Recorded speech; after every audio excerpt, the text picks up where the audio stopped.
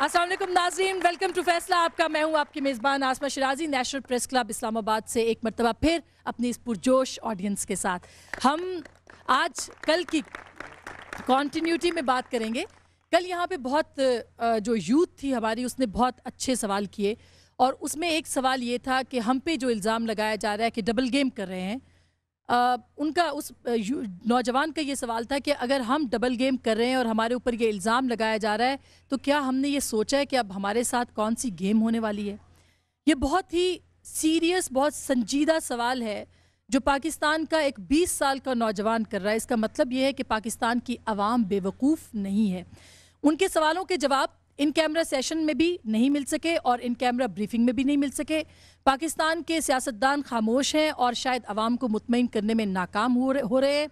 पाकिस्तान के अवाम जो अपना एतमाद खो चुके हैं पाकिस्तान के सियासतदानों, हुकूमत और बहुत सारे और इदारों के ऊपर, वो एतमाद अभी तक बहाल नहीं हो सका। लेकिन उससे बड़ा सवाल ये है कि आगे क्या होने जा रहा है। उससे बड़ा सवाल ये है कि क्या पाकिस्तान के अंदर कोई इंक्वायरी कमीशन बैठ सकेगा, कोई इंक्वायरी, कोई तहकीकात हो सकेगी।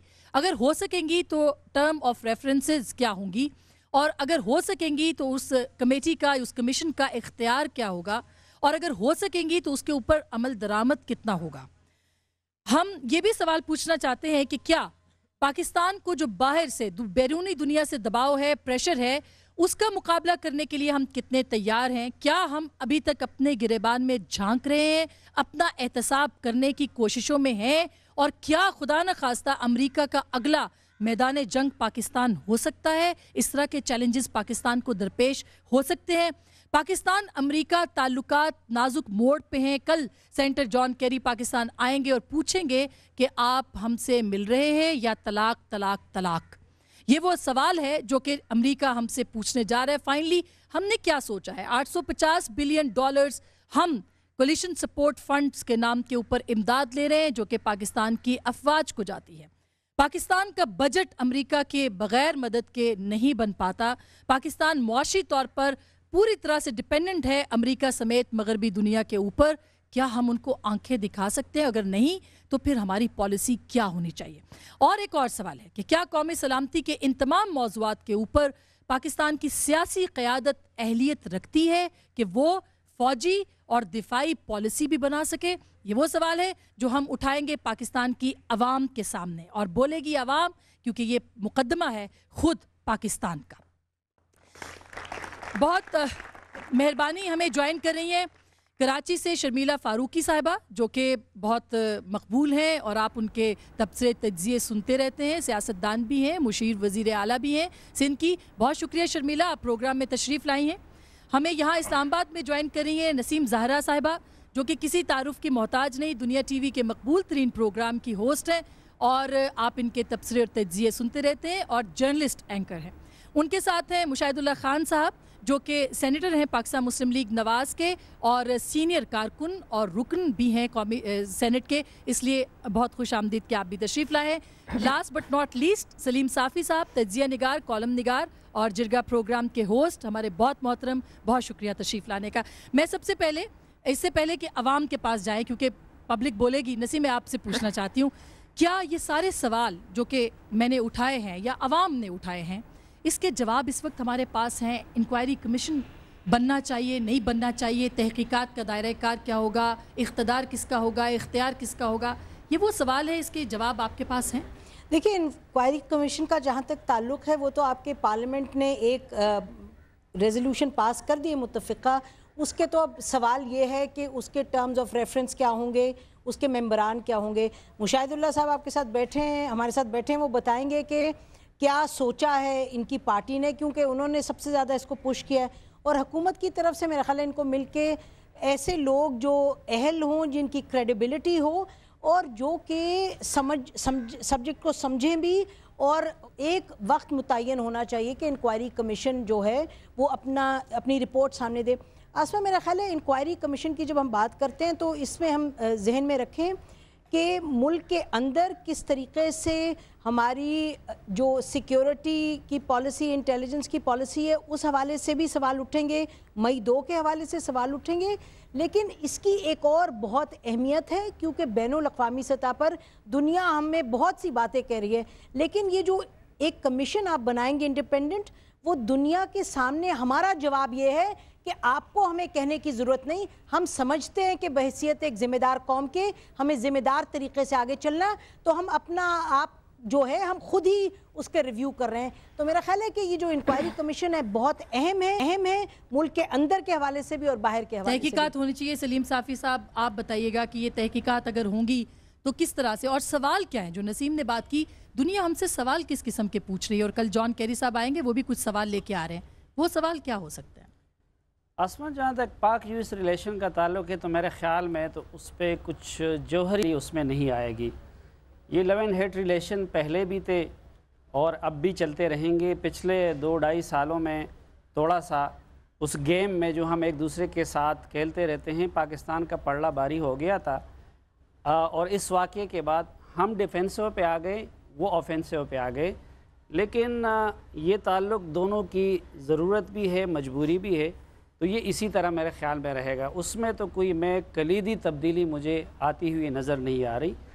अलबत्ता पाकिस्तान के अंदर मैं समझता हूँ कि ये इस शर में हमारे लिए एक बड़ा खैर जो है वो पोशीदा है, क्योंकि इस वाक़े के नतीजे में ये हुआ कि जो हमारी फ़ॉरेन पॉलिसी है और बिलखसूस जो हमारी अफ़गान और कश्मीर पॉलिसी है, वो तज़ादात, मफरूज़ों, झूठ पे मबनी एक पॉलिसी थी और मुल्क के अंदर भी हम झूठ बोल रहे थे। तो एक तो ये कि इसके नतीजे में चूँकि हमें एक तप्पड़ पड़ी है और जब तक हमें तप्पड़ नहीं पड़ जाती, ये तारीख़ का सबक है कि हम सीधे नहीं होते। तो एक तो इसने उन पॉलिसियों को रिव्यू करने का हमें मौका दे दिया है और दूसरा पॉलिटिकल लीडरशिप को एक मौका दे दिया है, क्योंकि इस्टेब्लिशमेंट एक दिफाई पोजीशन पे आ गई है और अब अगर पॉलिटिकल लीडरशिप इसके ज़रिए एक दूसरे को ख़राब करने और एक दूसरे से खेलने की बजाय अगर इसको सही तरीके से इस्तेमाल करे, तो मेरे ख़्याल में वो फॉरेन पॉलिसी को और सिक्योरिटी पॉलिसी को एस्टैब्लिशमेंट से छीन कर पॉलिटिकल लीडरशिप की तरफ ला सकती है। ये पॉलिटिकल लीडरशिप की, अब मुशाहिदुल्लाह खान साहब, आप और शर्मिला से ये सवाल पूछना है कि बॉल अब आपके कोर्ट के अंदर है। पार्लियामेंट के अंदर जो जवाबदेही हुई और आला फ़ौजी हुक्काम से आपने सवाल किए, उसके बाद आपको क्या लग रहा है कि वाकई अब पार्लियामेंट इस काबिल है या अहलियत रखती है कि वो ये पॉलिसीज़ बना सके, और आप पहली दफ़ा दिखाएंगे दुनिया को कि नहीं, हम कुछ कामयाब पॉलिसीज़ बना के दे सकते हैं? जी, बिस्मिल्लाह रहमान रहीम। देखें, पहली बात तो ये है कि जो पार्लियामेंट होती है ये एक कलेक्टिव विजडम की अलामत होती है। यहाँ लोग मुंतखब होकर आते हैं पूरे पाकिस्तान से और असल में ये अवाम के लोग यहाँ पे बैठे हुए होते हैं और जो कलेक्टिव विजडम है वो कभी गलत नहीं होता, आवाम के फ़ैसले कभी गलत नहीं होते अगर आप उन्हें फ़ैसला करने दें आज़ादाना तरीके से। फिर तीसरी बात ये कि पॉलिटिकल लीडरशिप ही नहीं अच्छे फ़ैसले किए हैं इस मुल्क में, और जितने गलत फ़ैसले हुए हैं, जितने गलत काम हुए हैं वो डिक्टेटरशिप के दौरान हुए हैं। अब इसकी मैं तफसील में नहीं जाना चाहता, लेकिन आप राइट फ्रॉम कायदे आज़म शुरू हो जाएं, यहाँ तक आ जाएं, तो इसमें मैं ये नहीं कहता कि ये कोई फरिश्ते बैठे हुए थे सारे पॉलिटिकल लीडर्स। लेकिन मुशाहिद साहब, आपको इंटरप्ट कर रही हूँ, लेकिन रेमंड डेविस के हवाले से आज आपके हवाले से खबर छपी हुई है, तो वो फैसला तो आराम से उन्होंने कहा कि सदर और वज़ीर आज़म का डिसीजन था जिसको फॉलो किया गया। देखें, अब बात पता है क्या है, ये कहा तो है और आज छप भी गया। मैं तो कल मैं गया था तो मैंने कोई बात नहीं थी, लेकिन वो कल भी सब कुछ छपा हुआ है, आज भी छपा हुआ है जो बातें। तो इन कैमरा जो है वो आउट कैमरा हो गया। लेकिन बात ये है सही बात ये है कि किसने किसको कहा, किसने आज खुद बहुत सारे काम कर दिया, बहुत सारी डिटेल भी नहीं आती, लेकिन ये बात बहरहाल बड़ी साफ़ है कि इस मुल्क में बहुत सारे लोग जो सारा नज़ला कारगिल क्या जिस तरह से हमारे पे डाला था मियाँ साहब पे, ये पंजाब हुकूमत पे डाल रहे थे, वो सारा क्लियर हो गया है। वो उन्होंने क्लियर अल्फाज में, साफ अल्फाज में कह दिया है कि हमने तजवीज़ दी थी इन्हें और इन्होंने जो हमें कहा वो हमने कर दिया। अच्छा, इसकी भी बहुत सारी डिटेल किसने दी थी? इंटेलिजेंस एजेंसीज़ ने जो तजवीज़ हुकूमत को दी वो कि जी इस तरह से बेहतर। तजावीज़ ही तो आती हैं, मतलब हाँ तो वही है ना, आई हैं। अब यह हुकूमत में होता है ना कि वो तजावीज़ को किस तरीके से कंसीव करते हैं। ठीक है, इससे पहले की कुछ हुकूमतें रही हैं, उन्होंने तजावीज़ मानी भी नहीं भी मानी, जिसका नुकसान भी उठाया है, लोग डिसमिस भी हुए हैं, आर्मी चीफ भी डिसमिस हुए हैं। ठीक है, ऐसी बात नहीं है, लेकिन अभी जो है उन्होंने बहुत सारी बातें ऐसी वहाँ पे बहरहाल हुई हैं जो छप चुकी हैं। मैं छपी हुई बातें कर रहा हूँ, जो छपी नहीं है वो मैं बात नहीं करूँगा। छपी हुई बातों में तो ऑलमोस्ट सारी बातें उन्होंने हुकूमत पे डाली। सही, शर्मिला सारी बातें हुकूमत पे डाल दी उन्होंने और हुकूमत चुप रही। और अगर ये कहे कि अंगुश्त बदंदा रही तो ज़्यादा बेहतर होगा। ये जो बात है कि अब सियासी क़यादत की अहलियत को चेक करने का वक्त आ गया, क्या पाकिस्तान पीपल्स पार्टी इस वक्त प्रो इस्टेब्लिशमेंट अप्रोच अपनाए हुए है? क्या वो ऐसे फ़ैसले ले सकती है जिससे कि इस्टेब्लिशमेंट को आंखें दिखाई जा सके, या उनकी तहकीकात की जा सके, या उनका कोई एहतसाब किया जा सके? ऐसा मुमकिन है? शुक्रिया आसमा। देखिए, सबसे पहली बात तो ये है कि इस वक्त जो गैर मामूली हालात हैं पाकिस्तान के, उसमें इस्टेब्लिश लड़ना या अपनी अस्करी क़यादत से लड़ना, ये एक तो मैं समझती हूँ बिल्कुल गैर ज़रूरी और गैर मुनासिब है। ठीक है, अकाउंटेबिलिटी की जहाँ तक बात आप कर रही हैं, मैं मानती हूँ कि ये बिल्कुल दुरुस्त है। और पार्लियामेंट के सामने आपकी अस्करी क़यादत का पेश होना ही मैं समझती हूँ ये एक स्टार्ट है। और पार्लियामेंट्री सुप्रीमेसी की जब आप बात करते तो मैं समझती हूँ तारीख में पहली दफ़ा ऐसा हुआ है कि जब आपकी पूरी अस्करी क़यादत वहाँ मौजूद थी, और जिस तरीके से ये हमें सुनने में आया, इन कैमरा सेशन था, लेकिन हमें सुनने में आया कि DGISI ने ये भी कहा कि मैं अपना इस्तीफ़ा देने को तैयार हूँ। तो दिस इज़ वेयर एक चेंज हमें नज़र आ रहा है। देखिए, इस वक्त जो पाकिस्तान के हालात हैं अमेरिका के साथ, हमने पिछले कई सालों से सुना कि जी अच्छे ताल्लुकात हैं, बेहतरी की जानिब जा रहे हैं। हमने ओबामा से लेके क्लिंटन से लेके हर किसी से ही सुना कि जी पाकिस्तान हमारा सबसे अहम एलाई है और हम पाकिस्तान की मदद करेंगे। लेकिन मई 2 के वाक़े के बाद जो एक ट्रस्ट डेफिसिट पाकिस्तान और अमेरिका के दरमियान था, वो बड़े वाज़े तौर पे सामने आया है। यूनिलैटरल एक ऑपरेशन हुआ है, पाकिस्तान की हुदूद की खिलाफ वर्जी हुई है, और उसके ऊपर इस वक्त ना सिर्फ आपकी अस्करी क़यादत, ना सिर्फ आपकी पॉलिटिकल लीडरशिप, पूरी पार्लियामेंट जो है वो मुत्तफ़िक़ा हुई है। देखिए, इस वक्त हमें सियासी महाज आराई की ज़रूरत नहीं है, we can not afford it. ना इस वक्त इस चीज़ की ज़रूरत है कि हम अपनी ISI या अपनी आर्मी या अपनी हमारे जो दूसरे दिफाई इदारे हैं उनकी तरफ हम उंगलियां उठाएं। ठीक है, हमने अकाउंटेबिलिटी लेनी है, हमारे इदारे ना हम लेंगे। हम ये बर्दाश्त नहीं करेंगे कि बाहर से लोग हमें डिक्टेट करें और कहें कि जी आपने ये करना है, वो करना है। प्रेशर पाकिस्तान पे बढ़ेगा और मज़ीद बढ़ता जाएगा। ना सिर्फ अमेरिका की जानिब से, आप डिपेंडेंट हैं अमेरिका के ऊपर, आपकी इकोनॉमिक एड है, आपकी मिलिट्री एड है।